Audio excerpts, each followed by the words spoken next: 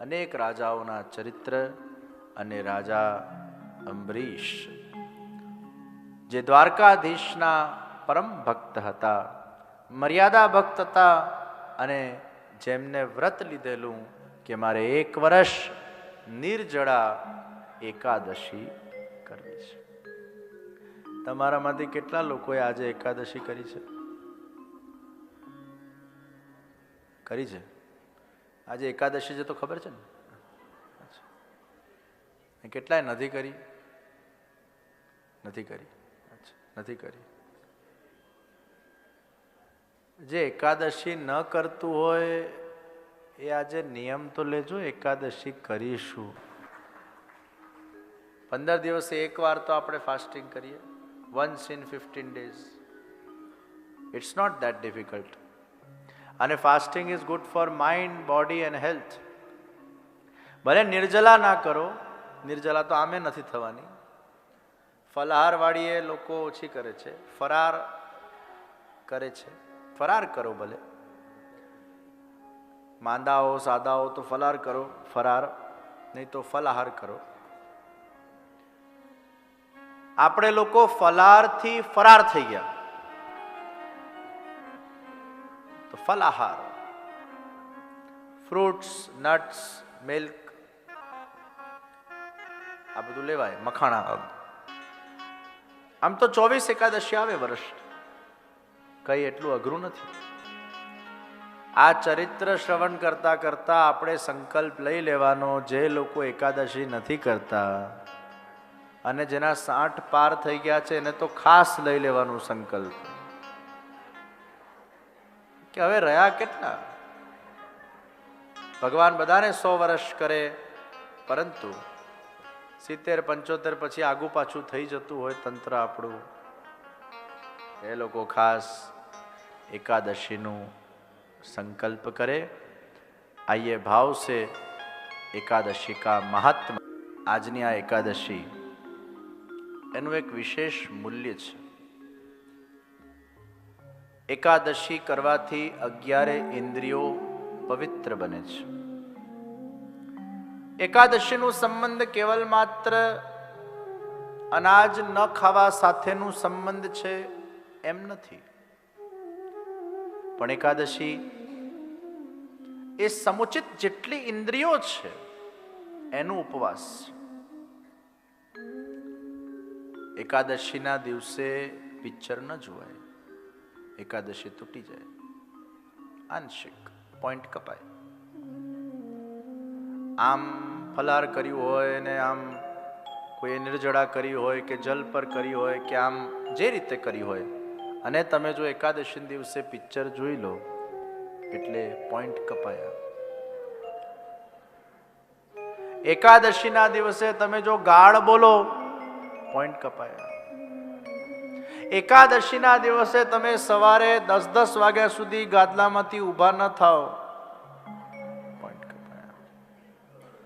એકાદશીના દિવસે તમે કોઈના સાથે ઝઘડો કર્યો, ગુસ્સો કર્યો, પોઈન્ટ કપાયા.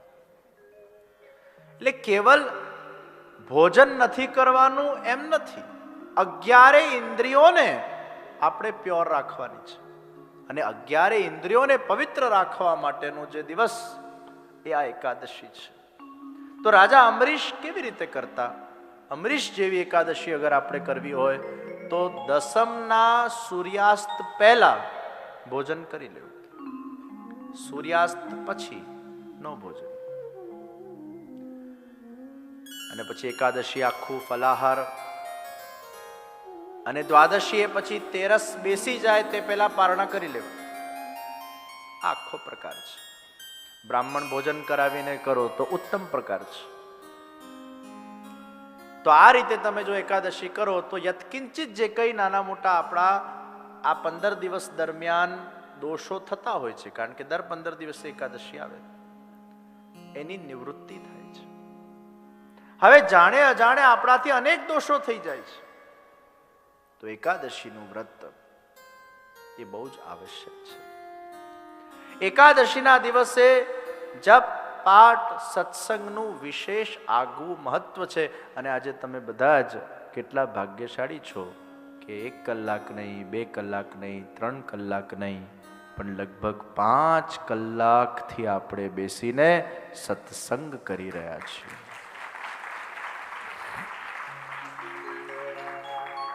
અને 5 કલાકથી એકાદશીના દિવસે હરિનામ સંકીર્તને પણ પુરુષોત્તમ માસ, અધિક માસ, સોનામાં સુગંધ છે.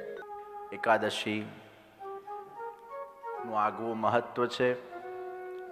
તો આપ સર્વ અગર શક્ય હોય આજે આ નિયમ લેજો. અને અગેન નિયમ લો, એમાં કદાચ ન પડાય તો ગિલ્ટ ફીલ નહીં કરતા. ટ્રાય અગેન, એમ કરતા કરતા પાકું થશે. ધન્ય એકાદશી. અમરીશ રાજા નિર્જલા એકાદશીનું વ્રત લઈને બેઠા છે અને એમની બધી જ એકાદશીઓ સફળતાથી પરિપૂર્ણ બની. છેલ્લી એકાદશી વખતે દુર્વાસા મુનિ પ્રગટ થયા છે. ઘણીવાર આપણને એમ થાય કે આપણે કોઈ પણ સત્કર્મ કરતા હોઈએ એમાં વિઘ્નો કેમ આવે છે. પૂર્ણમલ ક્ષત્રિયએ પણ ભગવાન શ્રીનાથજીનું સુંદર મંદિર ગિરિરાજજીના શિખર પર બાંધવાનું જ્યારે શુભારંભ કર્યું ત્યારે વિઘ્ન આવ્યું અને 18 વર્ષ કામ બંધ રહ્યું. અને પછી પ્રભુની કૃપાથી પુનઃ પૈસા કમાવીને લાવ્યો અને એ મંદિરનું કામ પરિપૂર્ણ થયું. ઘણીવાર ભગવદ કાર્ય કરવામાં વિઘ્ન આવતા હોય છે અને આ વિઘ્ન એ ભગવદ ઈચ્છાથી આવતા હોય છે. ઠાકોરજી એ જીવની પરીક્ષા કરતા હોય છે. હંમેશા યાદ રાખજો, સારા કાર્ય કરવામાં ભગવાન અનેક પ્રકારની પરીક્ષાઓ એટલા માટે લે છે, એ આપણા મનને વધુ ને વધુ પરિપક્વ બનાવવા માંગતા હોય છે. અમરીશ રાજા છેલ્લી એકાદશી કરવા આવ્યા અને એ જ વખતે દુર્વાસા મુનિ પ્રગટ થયા. તેરસ બેસવાની તૈયારીમાં છે, પારણા કરવા પડે એમ છે. મર્યાદા માર્ગના અંદર you have to follow all the rules and regulation અને ડિસિપ્લિન સાથે you have to follow everything. અને એટલે જ તેરસે પારણા ન કરે તો આખા વર્ષની મહેનત પાણીમાં જાય. દુર્વાસા મુનિને વિનંતી કરી, હે ગુરુવર્ય, બસ આપ ભોજન કરી લો એટલે હું પારણા કरूं. अभी ठहरो, देर है. अभी हम स्नान करेंगे, हमारा नित्य नियम करेंगे, फिर भोजन करेंगे, रुक जाओ. તેરસ બેસવાની તૈયારી હતી. દુર્વાસા મુનિ સ્નાન કરવા ગયા અને આ બાજુ બધાના સલાહ મશવરા કર્યા પછી નિર્ણય લેવામાં આવ્યો કે જલ પી લઈએ, અનાજ ગ્રહણ ન કરીએ તો એકાદશી ન તૂટી અને છતાંય પારણા થઈ ગયા એવું કહેવાય. બધાના સલાહથી જલ પીવામાં આવ્યું, પારણા કર્યા. અને દુર્વાસા મુનિને ખબર પડી કે રાજા અંબરીશે જલ પી લીધું છે. ક્રોધાયમાન થયા. અરે મહારાજ, મેં જલ જ પીધું છે, હજી ભોજન નથી કર્યું. આપ ભોજન કરશો પછી કરીશ. તારી નિર્જલા એકાદશીનું વ્રત હતું અને તે જલ પી લીધું એટલે તારી નિર્જલા એકાદશી જલ પીવાથી પરિપૂર્ણ થઈ ગઈ. તે વ્રત પૂર્ણ કરી દીધું છે. ક્રોધાયમાન થઈને કૃત્યા છોડી, એ ભયંકર કૃત્યા જ્યાં અમરીશ રાજાના પાછળ છોડવામાં આવી ત્યાં જ ભગવાનનો એ સુદર્શન ચક્ર ત્યાં પ્રગટ થઈ ગયું અને સુદર્શન ચક્રે એ કૃત્યાને બાળીને ભસ્મ કરી નાખી. સુદર્શન ચક્ર અમરીશ રાજાના પાછળ, સુદર્શન ચક્ર દુર્વાસા મુનિના પાછળ દોડતું ગયું. દુર્વાસા મુનિ આગે આગે, સુદર્શન ચક્ર પીછે પીછે. દોડતા દોડતા બ્રહ્માજી પાસે ગયા. બ્રહ્માજી કે આનો ઈલાજ મારા પાસે નથી. શિવજી પાસે ગયા, આનો ઈલાજ મારા પાસે નથી. ભગવાન વિષ્ણુ પાસે ગયા. વિષ્ણુ ભગવાન કે છે આનો ઈલાજ મારા પાસે પણ નથી, કારણ કે તમે ભક્તનો દ્રોહ કર્યો છે. તમે ભક્ત અમરીશ પાસે જાઓ, એ જ આ ચક્રને શાંત કરી શકશે. દોડતા દોડતા 1 વર્ષની યાત્રા પછી અમરીશ પાસે પુનઃ આવ્યા. અમરીશના પગે પડી ગયા. અરે ગુરુજી, આપ આ શું કરો છો? મારે આપને પગે પડવાનું હોય, આપે મને પગે ન પડવાનું હોય. હું સમય યાચી છું આપનો. આપ બોલો, આપ આદેશ કરો. અરે આ સુદર્શન ચક્રને તું શાંત કરી આપ. અને તે જ વખતે અમરીશ રાજાએ હાથ જોડીને વિનંતી કરી કે અગર હું વિષ્ણુ ભગવાનનો સાચો શુદ્ધ ભક્ત છું તો આ ચક્ર શાંત થઈ જાય. અને ચક્ર શાંત થઈ ગયું. દુર્વાસા મુનિએ ફોર્માલિટી કરી, રાજા ભોજન કર્યું.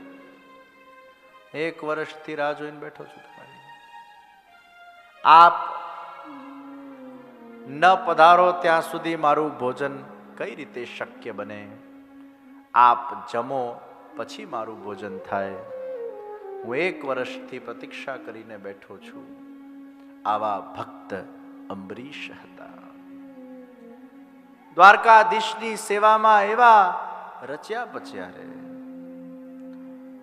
દિવસ દરમિયાન સેવા કરે, બપોરે સ્વાધ્યાય કરે, સાંજે હરિનામ સંકીર્તનમાં વ્યસ્ત રહે. એમની સમુચિત ઇન્દ્રિયો કેવલ ને કેવલ ભગવાનની ભક્તિમાં લાગી ગયેલી. રાજા હતા પણ એમને રાજકાજ એ રીતે આખું મેનેજ કરેલું હતું કે કોઈએ પણ એમને ડિસ્ટર્બ નહીં કરવા. આખી એક હાયરાર્કી એ રીતે ગોઠવેલી હતી કે દ્વારકાધીશની ભક્તિમાં એ લીન રહે તો પણ એમનું તંત્ર ચાલ્યા કરે. ये ऐसे राजा था जिन्होंने कुछ छोड़ा नहीं था, लेकिन उन्होंने सब मैनेज किया था.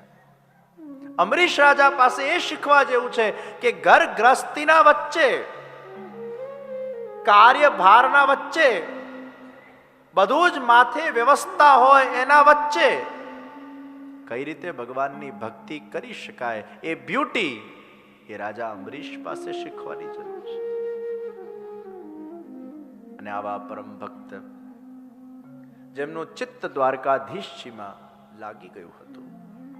ભગવાને એકાદશીની મહત્તાને સિદ્ધ કરવા માટે આ રાજા અમરીશના ચરિત્રને ઘડ્યું. ભક્તની મહત્તાને સિદ્ધ કરવા માટે રાજા અમરીશના ચરિત્રનું ઘડતર થયું છે. અગર મારા ભક્તને કોઈ ખોટી રીતે હેરાન કરશે, એ કોઈ દેવ જ કેમ ન હોય, એ સુદર્શન ચક્ર ચલાવવામાં મને ત્યાંય કોઈ જગ્યાએ આપત્તિ નહીં થાય. દુર્વાસા મુનિ પણ ભગવાનના અવતારોમાંના એક છે, अंशावतारमाना एक છે. और उनके सामने भी भगवान ने सुदर्शन चक्र चलाने में जरा भी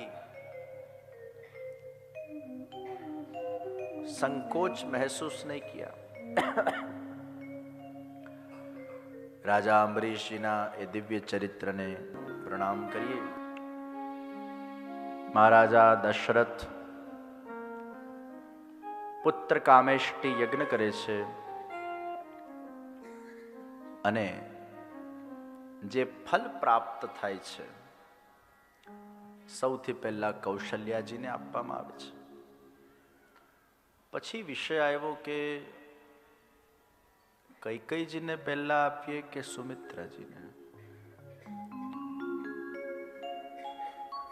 એ દ્વિધામાં થોડાક દશરથજી હતા. કૈકેયીજી પાછા આમ થોડાક જુદા પાત્ર.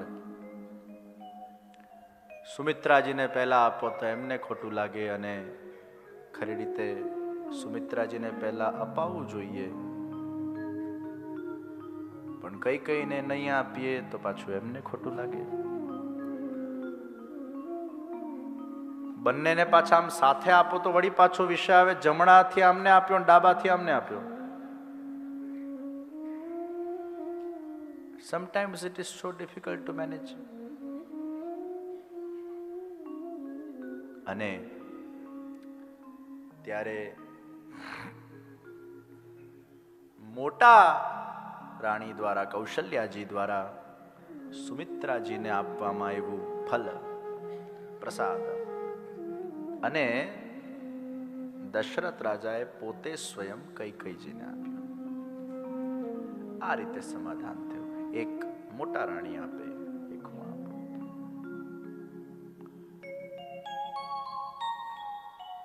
ભગવાન રામચંદ્ર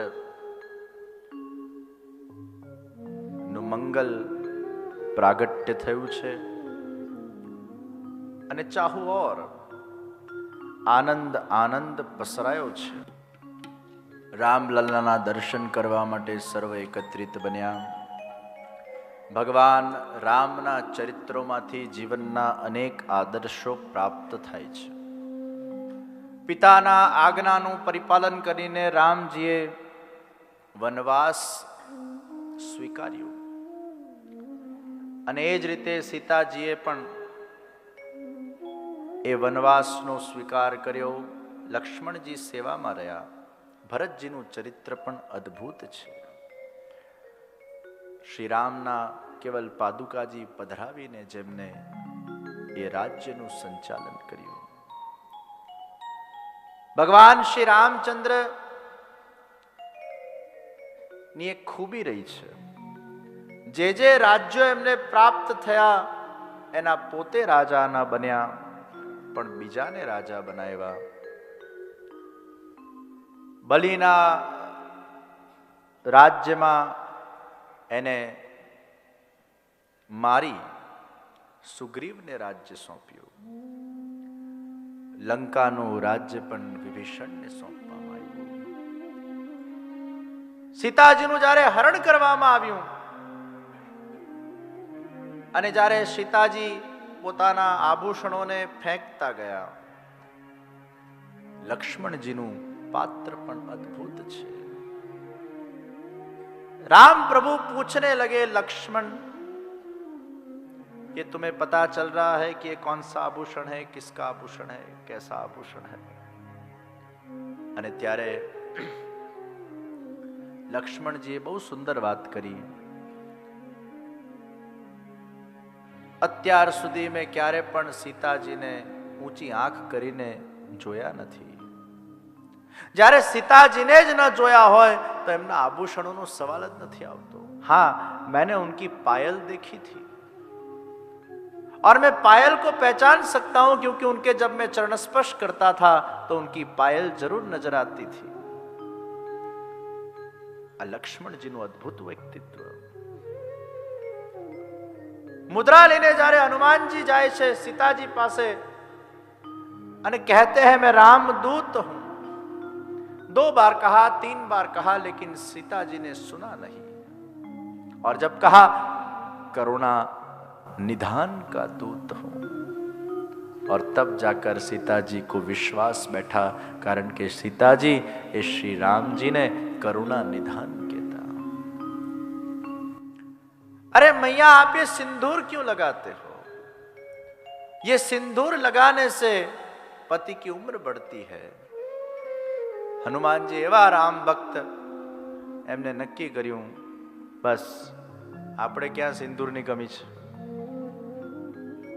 એમના દેહ પર સિંદૂર લગાવતા ગયા, આખું સિંદૂર ચોપડતા ગયા. વળી પાછું વાનર શરીર એટલે સિંદૂર ચોટે નહીં, એટલે પછી કીધું તેલ લાવો, હમે તેલ સે નિલાઓ તાકી વો ચોટ જાય. શાકભાજીના અંદર પણ મસાલાને ચોટાડવું હોય તો તેલ નાખવું પડે, નહીં તો મસાલો ચોટે નહીં. સિંદૂર તેલથી ચોટાડવામાં આવે છે. આવી હનુમાનજીની ભક્તિ કે રામ પ્રભુ માટે કંઈ પણ કરવા જે તૈયાર થઈ જાય. અને એટલે જ રામ નામના પથ્થરો તરી ગયા. રામ જે પથ્થરને ફેંકે પથ્થર ડૂબી ગયું. રામ ભગવાન શર્બરીના દ્વારે પધાર્યા. એઠા બોર ખાધા, પુષ્ટિ લીલા કરી. આ મર્યાદા લીલામાં શક્ય નથી. મર્યાદા પુરુષોત્તમ કોઈના એઠા બોર ખાઈ ન શકે. એ પુષ્ટિ પુરુષોત્તમ જ આ કરી શકે. એટલે જ શબરીના એઠા બોર એ પુષ્ટિ લીલા છે. નરસિંહજી પ્રહલાદજીને ચાટ્યા એ પુષ્ટિ લીલા છે. મધુમંગલની છાછ પીવી આ પુષ્ટિ લીલા છે. એમ और शबरी की महत्ता बढ़ाई है. शबरी જેમના આશ્રમમાં રહેતા હતા એ ગુરુની ખૂબ નિંદા થવા લાગી કે ગુરુએ શા માટે આને પોતાના આશ્રમમાં રાખી છે. આ સરોવર પણ આ શબરીના કારણે ઝેરીલું બની ગયું છે. આ સરોવરનું પાણી કોઈ પી નથી શકતું. રામ ભગવાન પધાર્યા. એમને સમાચાર મળ્યા કે મારા ભક્તની નિંદા થઈ રહી છે. આખા ગામને ભેગું કર્યું અને કીધું, આ શબરીના ચરણ પ્રક્ષાલન કરો. અને આ શબરીના ચરણ પ્રક્ષાલન કરીને આ જલને સરોવરમાં પધરાવો અને આ સરોવર પવિત્ર બની જશે, એ જલ પીવા યોગ્ય થઈ જશે. એ શબરીના ચરણ પ્રક્ષાલન કરીને એ સરોવરમાં જલ પધરાવવામાં આવ્યું. એ જલ પવિત્ર બની ગયું, એનું આખું ઝેર મટી ગયું. ભગવાન રામ પોતાના ચરણ પ્રક્ષાલન કરીને પણ જલ પધરાવી શકતે, પણ પોતાની મહત્તા નહીં, પણ પોતાના ભક્તની મહત્તાને વધારવા માટે પોતાના ભક્તને આગળ કરીને આવું સુંદર કાર્ય રામ ભગવાને કરાવડાવ્યું. શબરી કી મહત્તા बढ़ा दी. અને અંતે રામ રાવણનું યુદ્ધ થયું. ગગનમ ગગનાકારમ સાગરસ સાગરોપમઃ રામ રાવણયોર યુદ્ધમ રામ રાવણયો રિવ. ગગનને ગગનની ઉપમા આપી શકાય, સાગરને સાગરની ઉપમા આપી શકાય. રામ રાવણનું યુદ્ધ કેવું થયું એને કોની ઉપમા અપાય? એને કોઈની ઉપમા ના અપાય. રામ રાવણયોર યુદ્ધમ રામ રાવણયો રિવ. જેમ ગગનને ગગનની જ ઉપમા અપાય. ગગન કોણા જેવું? ગગન જેવું. સાગર કોણા જેવું? સાગર જેવું. આ યુદ્ધ કોણા જેવું? એને યુદ્ધની જ ઉપમા અપાય. રાવણ કોઈ સામાન્ય વ્યક્તિ નહોતો. શિવજીનો ભક્ત હતો, જ્ઞાની હતો, વિદ્વાન હતો. અને રાવણને મારવું એ અમાનુષી કાર્ય છે. ભલે મનુષ્ય અવતાર ભગવાને લીધું, પરંતુ રાવણને મારવું એ બહુ મોટી વાત છે. અને એટલે જ ભગવાનના અવતાર જ આ કરી શકે. રામ અને સીતાનું રાજ્યાભિષેક થયું. બોલો શ્રી સિયા રામ ભગવાન કી જય. हम श्री राम की कथा से श्याम की कथा के तरफ आगे बढ़े. कथितो वंश विस्तारो भवता सोम सूर्ययोः राज्ञां चोभयवंश्यानां चरितं परमाद्भुतम्. यदोश्च धर्मशीलस्य नितरां मुनिसत्तम तत्रांशेनावतीर्णस्य विष्णोर्वीर्याणि शंसनः. हे शुकदेवजी, ચંદ્ર સૂર્યવંશની કથા આપે મને શ્રવણ કરાવી. હવે યદુવંશમાં જે ભગવાન કૃષ્ણનું પ્રાગટ્ય થયું એ કથા અમને સંભળાવો. એ ભગવાન શ્રી કૃષ્ણ એ મારા રક્ષક છે. હું પરીક્ષિત છું. હું તો ગર્ભમાં જ મરી જવાનો હતો, પણ ભગવાને ચારે દિશામાંથી મારું રક્ષણ કર્યું છે. મારા દાદાઓ ઉપર એમની ખૂબ કૃપા હતી. કૌરવોના એ સૈન્ય સાગરને કેવલ ને કેવલ મારા દાદાઓ એ ભગવાન શ્રી કૃષ્ણની કૃપાથી જ તરી શક્યા. ઢગલે ને પગલે પાંડવોની પ્રભુએ રક્ષા કરી છે. મને એમના ચરિત્રને શ્રવણ કરાવો. अरे राजा परीक्षित, तुम 4 दिन से भूखे प्यासे बैठे हो, कुछ जलपान कर लो, कुछ बीच में विश्राम ले लो. नहीं गुरुदेव, 4 दिन से भूख क्या है और प्यास क्या है वो मुझे पता ही नहीं है. मेरा देह, मेरा अंतःकरण इस कथा रस से पुष्ट हो रहा है. ભગવાનના નામમાં ને ભગવાનની કથામાં એ શક્તિ છે.